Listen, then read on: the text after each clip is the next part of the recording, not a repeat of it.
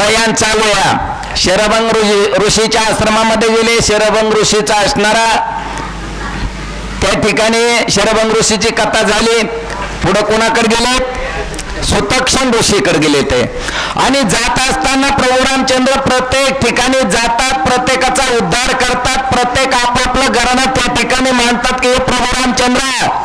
आणि या ठिकाणी आम्हाला राहण्यासाठी जे ठिकाण सुरक्षित नाही, आम्ही जे या ठिकाणी आचरण करतो, परमार्थ करतो आणि त्याला असणारे विघ्न करतात. राक्षस लोक विघ्न करण्याच्या मार्गावर आणि आमच्याकडे येतात आणि आम्हाला हे करू देत नाही चांगले कार्य, त्याच्यामुळे आमचं रक्षण करा प्रभू रामचंद्र, असं त्या ठिकाणी प्रत्येक ऋषी येऊन प्रभू रामचंद्र विनंती करतात. चला आम्ही आलो तुझ्या पाशी, राक्षसी बहुत केली कासाविसी, शरण आलो तुझ्या चरणाशी आता संरक्षण. आम्ही ठिकाणी झालो, कासावी झालो प्रभू रामचंद्र. प्रत्येकाने राक्षसाने आम्हाला त्रास दिला आणि त्रास देऊन आम्हाला या ठिकाणी दुःख देतात. याचं निरसन प्रभू रामचंद्र तुम्ही करा आणि त्याच्यासाठी तुम्ही या ठिकाणी आला आहात असा प्रत्येक ऋषी त्या ठिकाणी होऊन सांगू लागला. आम्हासी रक्षिता नाही कोणी, दैवे आलासी तू धनुष्य पाणी, आम्ही घालतो लोटांगणी आमच्या रक्षण. प्रभू रामचंद्र तुम्हाला लोटांगण घालतो त्या ठिकाणी आम्हाला कोणी आले नाही या जगामध्ये आणि तुम्ही या ठिकाणी स्वतःचा धनुष्य बाण घेऊन आला आहात आणि तुमच्याशिवाय आमचं रक्षण या ठिकाणी कोणी करणार नाही प्रभू रामचंद्र, असं प्रत्येक जण येऊन त्या ठिकाणी प्रभू रामचंद्राला आपली आपली वार्ता सांगू लागले. आम्ही तुझे शरणांगत शरण आलो गा समस्त, तू कृपाळू श्री रघुनाथ दीननाथे अनाथ. आणि तुमच्याशिवाय प्रभू रामचंद्र या जगामध्ये कोणी अनाथाचा नाथ या ठिकाणी तुम्हीच आहेत, प्रत्येकाला दया करणारे तुम्हीच आहात भगवंता आणि त्याच्यामुळं तुमच्यापाशी फक्त आमचं घरानं सांगतो आणि तुम्हीच त्याचं निवारण करू शकतात असं आम्हाला या ठिकाणी वाटते. आम्ही केवळ गो ब्रह्मण काय वाचा मनसा शरण, आमचे करावे संरक्षण वगे जन प्रार्थिती. आणि या ठिकाणी आम्ही एक ब्राह्मण आहोत, आम्ही एक साध्या वंशातले आहोत आणि आम्हाला खूप राक्षस लोक या ठिकाणी त्रास देतात, तरी आमचं संरक्षण या ठिकाणी प्रभू रामचंद्र करा असं पुन्हा पुन्हा विनंती प्रभू रामचंद्राला करावं लागले. ऐसे ब्राह्मणांचे दिन भाषण ऐकोनी श्री रघुनंदन कवळवळणी संपूर्ण काय आपण बोलत. चला पटपट पटपट चालायचं सांगितलं, नॉन स्टॉप.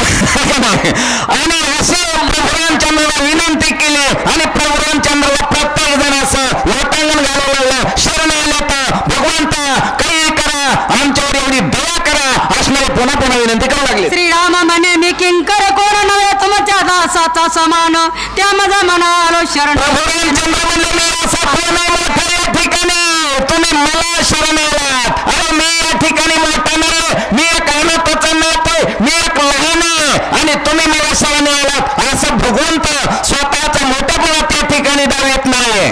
तुम्ही वयोवृद्ध तपवृद्ध सज्ञान ज्ञानी अति प्रबुद्ध, द्रष्ट श्रेष्ठ महासिद्ध सन्मानवाद न वदावा. प्रभू रामचंद्र स्वतःला मोठेपणा समजत नव्हतं. प्रभू रामचंद्र त्या ऋषीलाच म्हणू लागले तुम्ही वयोवृद्ध आहात, तपवृद्ध आहात आणि की तुम्ही या ठिकाणी भयानक तप केलेलं आहे असं महान ऋषी तुम्ही त्या ठिकाणी आणि तुम्ही मला शरण कशाला आता असं स्वतः भगवंत त्या ऋषीला बोलला. पासून घ्यावा मान त्याची आम्हाशी विष प्राशन, तुम्ही माझे देवता अर्चन साधू सज्जन माझा. प्रभू रामचंद्र म्हणले महान ऋषी तुम्ही असणारे तुमच्याकडून जर मान घेतलं तर वीज घेतल्यासारखं महाराज, वीज घेतल्यासारखं आणि त्याच्यामुळे तुमच्याकडून मान सन्मान घ्यावा ही माझी इच्छा नाही असं प्रभू रामचंद्र आणखीन त्या ऋषीला बोलू लागले. आमचा धर्म द्विज रक्षण वन आलो याची कारण खरं दूषण निर्दळन. प्रभू रामचंद्र म्हणले आमचा जो धर्म आमचा जो रघुवंशाचा जो असणारा धर्म आहे तो भक्ताचं रक्षण करण्यासाठी आहे, दीनदयाळांची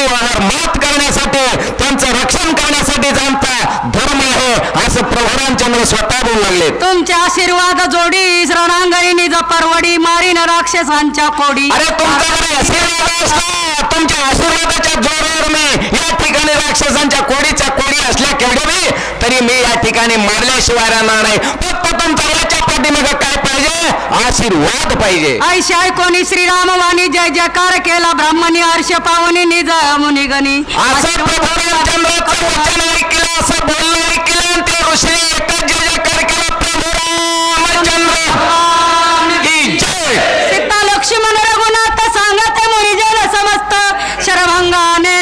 जेथ त्या आश्रमात जात सुदक्षिणाचे. आणि त्या ठिकाणी लक्ष्मण होता, सीताबाई होती, प्रभू रामचंद्र होते. त्या सगळ्यांनी सांगितलं की बाबा आम्ही शरभंग ऋषीच्या आश्रमामध्ये गेलतो आणि शरभंग ऋषीच्या आश्रमामध्ये गेल्यानंतर शरभंग ऋषीने आम्हाला या ठिकाणी पाठवलेलं आहे. सगळी अशी माहिती आम्हाला दिलेली आहे.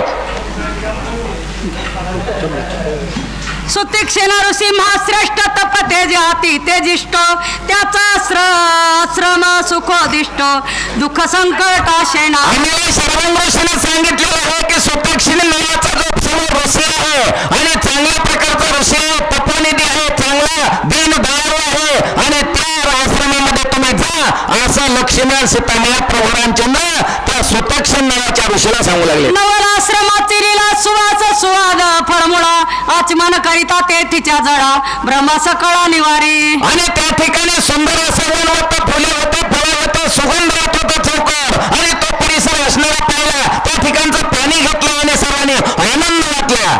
आश्रमा येताची देखा वगे झाले परम सुख सुख वनी रघुकुळ टिळक ऋषी सन्मुख तो आला. आणि प्रभू रामचंद्र त्या ठिकाणी सुख वाटलं, आनंद वाटला. परिसरच कारण त्या ऋषीचा तसा होता भयानक. जिकडे तिकडे सुगंध होता, फळमुळे होती आणि आनंदाच्या भरामध्ये प्रभू रामचंद्र त्या ऋषीच्या समोर गेलेला आहेत. आला देखोनी रघुनंदन ऋषींचे ऋषीने सांडिले आसन सांडोन्या जप ध्यान अति सावधान. प्रभू रामचंद्र बघितलं ऋषीने, स्वतः देवाचा देव भगवंत या ठिकाणी आलेला, स्वतःचं आसन सोडलं आणि ते ऋषी उठून बाजूला झाले आणि प्रभू रामचंद्र देवाला त्या ठिकाणी जागा दिली. झालं का? जया लागे की जे जप ध्यान त्या लागे की जे तप साधन ज्या लागे की जे अनुष्ठान ते छिद्रत्म श्रीराम. आणि प्रभू रामचंद्र ज्याच्यासाठी तप केलं, ज्याच्यासाठी असणारा उपवास केला, ज्याच्यासाठी याला कष्ट भोगलं होतं आणि तो असणारा भगवंत या ठिकाणी माझ्याजवळ आलेला असं त्या ऋषीने जाणलं. स्वतःचं आसन बाजूला ठेवलं, स्वतःच्या आसनावर बाजूला गेलं आणि प्रभू रामचंद्रला बसण्यासाठी ती स्वतःची जागा दिली. महाराज चला रामचंद्र भगवान की जय. अच्छा